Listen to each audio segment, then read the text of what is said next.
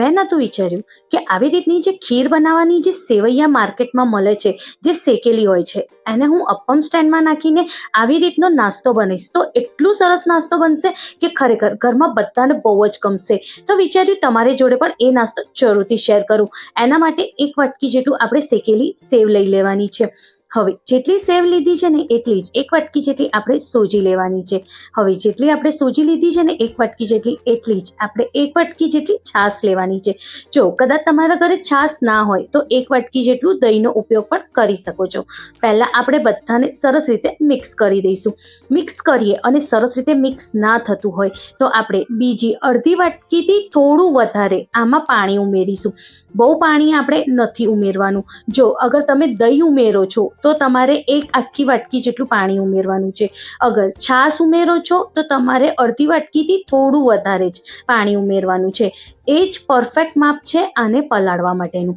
હવે શું કરીશું, બધાને સરસ રીતે મિક્સ કરી દઈશું. અત્યારે તમને પાણીનો ભાગ બહુ લાગતો હશે, પણ જ્યારે આપણે એને 10 મિનિટ માટે સાઈડમાં મૂકી દઈશું ને તો સોજી અને સેવ બધું પાણી સોકી લેશે. જો કંઈક 10 મિનિટ પછી જ એટલું સરસ પાણી સોકી પણ લીધું છે અને કેટલી સરસ સોજી અને સેવ ફૂલી પણ ગઈ છે. તમે વિડીયોમાં જોઈ શકતા હશો. હવે બધાને આપણે એકવાર સરસ રીતે મિક્સ કરી દઈશું અને આવી રીતે દબાઈને મિક્સ કરીશું જેથી સોજીને અને સેવ હજુ પણ જેટલું પાણી લેવું હોય એટલું સોકી લે. હવે શું કરીશું, એની અંદર આપણા મનગમતા બધા વેજીટેબલ્સ ઉમેરવાના છે. મેં અહીંયા 2 ચમચી જેટલું મકાઈના દાણા લીધા છે. અડધું ગાજર લીધું છે. મોટી સાઇઝનું ગાજર હતું એટલે અડધું લીધું છે. મીડિયમ સાઇઝનું હોય તો આખું ગાજર કદુકસ કરીને ઉમેરવાનું. 2 મીડિયમ સાઇઝના બટેકાને આપણે આવી રીતના મોટી છીણીથી છીણવાનું છે અને આવું મોટું કદુકસ કરીને એની અંદર ઉમેરવાનું છે. આ બટેકાની છીણને મેં એક જ વાર પાણીથી વોશ કર્યું છે, એનાથી વધારે નથી કરી. હવે 1 મીડિયમ સાઇઝનું ડુંગળી લઈને એને પણ આપણે એકદમ ઝીણી સમારીને બધાની જોડે મિક્સ કરી દઈશું. હવે આપણે એમનેમ જ થોડું બધાને સરસ રીતે મિક્સ કરી લઈએ.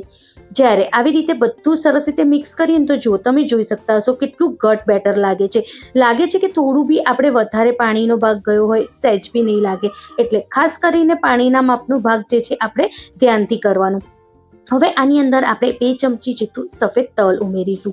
મીઠું આમાં આપણે આપણા ટેસ્ટની અનુસાર ઉમેરવાનું છે.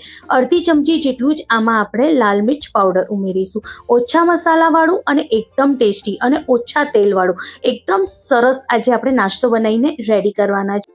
હવે આની ઉપર એક તડકો આપીશું જેનાથી આપણો નાસ્તો બહુ જ ટેસ્ટી બનીને રેડી થાય.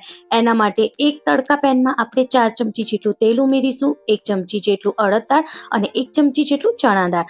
એ જ્યારે સરસ શેકાવા આવે એટલે અડધી ચમચી જેટલું રાઈના દાણા ઉમેરીશું અને એની જોડે આપણે થોડા કડી પત્તા ઉમેરવાના છે. જ્યારે એ બધું સરસ વઘાર શેકાઈ જાય પછી એની અંદર આપણે 2 મોટી ચમચી જેટલું આપણે સિંગદાણા ઉમેરવાના છે. મેં અહીંયા કાચા સિંગદાણાનો ઉપયોગ કર્યો છે. બધા ફેરી આપણે જ્યારે ગેસની ફ્લેમ છે એકદમ ધીમી હોવી જોઈએ. જ્યારે સરસ શેકાઈ જાય પછી એની અંદર 2 લીલા મરચાંને ઝીણા સમારીને ઉમેરવાના અને ગેસની ફ્લેમને આપણે બંધ કરી દેવાનું છે જેથી જે મરચાં છે બહુ વધારે પડતા લાલ ના થઈ જાય. જ્યારે સરસ વઘાર શેકાઈ જાય પછી તરત જ આપણે જે નાસ્તો આપણે બેટર બનાવીને રેડી કર્યો છે એની ઉપર ઉમેરી દેવાનું અને બધાને સરસ રીતે મિક્સ કરી દેવાનું. જ્યારે બધું સરસ રીતે આપણે મિક્સ કરી લઈએ પછી એની ઉપર આપણે કોથમીર ઉમેરવાની છે. કોથમીર આપણે આપણા ઈચ્છા પ્રમાણે ઓછી વધારે ઉમેરી શકીએ છીએ, પણ આપણે છેલ્લે જ ઉમેરવાની જેથી એનો કલર બદલાય નહીં અને એકદમ સરસ આપણો નાસ્તો દેખાય. બધાને એકવાર સરસ રીતે મિક્સ કરી દેવાનું. મિક્સ કર્યા પછી 2 ચપટી જેટલી આમાં ખાવાનું સોડા ઉમેરવાનું. ખાવાનું સોડા ના હોય તો તમે ઈનોનો ઉપયોગ પણ કરી શકો છો. અડધું પેકેટ ઈનોનું ઉમેરવાનું અને 1 ચમચી જેટલું પાણી ઉમેરવાનું સોડાની ઉપર જેથી સોડા તરત એક્ટિવેટ થાય અને બધા નાસ્તાની જોડે સરસ રીતે મિક્સ થઈ જાય. જ્યારે બેટરની જોડે સોડાને આપણે સરસ રીતે મિક્સ કરીએ તો આપણું બેટર સરસ રીતે ફૂલી જાય છે. જો કંઈક આવી રીતે બસ જો આવી રીતે જ્યારે બેટર રેડી થઈ જાય તો તરત જ આપણે શું કરીશું, અપમ સ્ટેન્ડ જે આવે છે એને ગરમ કરવા માટે મૂકી દેવાનું. અપમ સ્ટેન્ડને પહેલાં આપણે સરસ રીતે ગરમ કરવાનું એકદમ ધીમા તાપે. જ્યારે એ સરસ રીતે ગરમ થાય ને પછી થોડું તેલ જ ઉમેરવાનું, બહુ નહીં ઉમેરવાનું. આપણે કહીએ ને એકદમ થોડું તેલ ઉમેરવાનું જેથી આપણે જે નાસ્તો નીચે શેકાવા મૂકીએ ને એ નીચે ચોંટે નહીં પેનમાં. એટલે આપણે થોડું તેલ ઉમેરવાનું. તેલ ઉમેર્યા પછી 1 ચમચા જેટલું આપણે બેટર ઉમેરવાનું છે. બસ બહુ વધારે બી નહીં, બહુ ઓછું બી નહીં. 1 ચમચા જેટલું જ આપણે બેટર ઉમેરવાનું. જો કંઈક આવી રીતે જ્યારે આપણે અપમ સ્ટેન્ડમાં બધો નાસ્તો ગોઠવી દઈએ પછી આપણે ગેસની ફ્લેમને મીડિયમ કરી દેવાની છે, બહુ ઓછી નહીં રાખવાની, નહીં તો આ શું થશે, નાસ્તો બનતા બહુ બધી વાર જતી રહેશે. એટલે મીડિયમ ગેસ કરી દેવાની અને આને ઢાંકી દેવાનું. ઢાંકવાથી શું થશે કે જે આપણો નાસ્તો છે ફટાફટ શેકાઈ જશે અને આ નાસ્તો એકદમ ક્રિસ્પી બનીને રેડી થશે. એટલે આપણે એને ઢાંકી દઈશું અને 2 મિનિટ પછી આપણે એને ચેક કરવાનું. જો થાય તો આપણે પલટવાના અને કદાચ ના થયા હોય તો આપણે ઉતાવળ નહીં કરવાની, ફરી બીજી 2 મિનિટ માટે આપણે એને શેકાવા દેવાનું. પહેલી વાર અગર જ્યારે તમે શેકશો નાસ્તાને તો થોડી વાર લાગી શકે છે, પણ બીજી વારથી સહેજ બી વાર નહીં લાગે, તરત જ સરસ રીતે શેકાઈ જાય છે.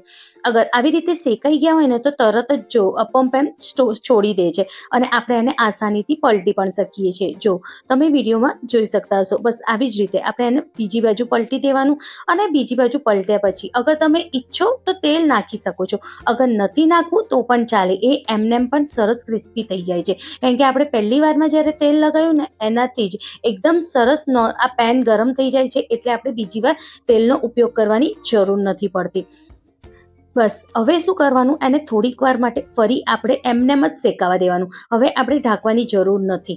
અને જો થોડીક વારમાં જ કેટલા સરસ શેકાઈ ગયા છે, એવું જ લાગે છે કે આપણે આને તળ્યા છે, પણ આપણે તળ્યા નથી, આપણે એને શેક્યા છે અને એટલા ક્રિસ્પી લાગે છે ને કે ખરેખર નાના છોકરા હોય કે મોટા બધાને આ નાસ્તો બહુ જ ગમવાનો છે. હવે તમે ઈચ્છો તો આની સોસ જોડે પણ ખાઈ શકો છો, લીલી ચટણી જોડે પણ ખાઈ શકો છો, પણ મારા ઘરમાં આ જે નાસ્તો છે ને સંભાર જોડે ખાવામાં આવે છે, જે આપણે વગર દાળનો સંભાર બનાવીએ છીએ એની જોડે. વગર દાળના સંભારની રેસીપી હું નીચે ડિસ્ક્રિપ્શનમાં આપી દઈશ, મેં પહેલાં શેર કરેલી છે.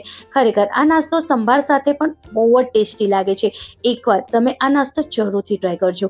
તમને ગમે તો તમારા દોસ્તો સાથે જરૂરથી શેર કરજો. મળીએ એક નવી રેસીપી સાથે. Thank you.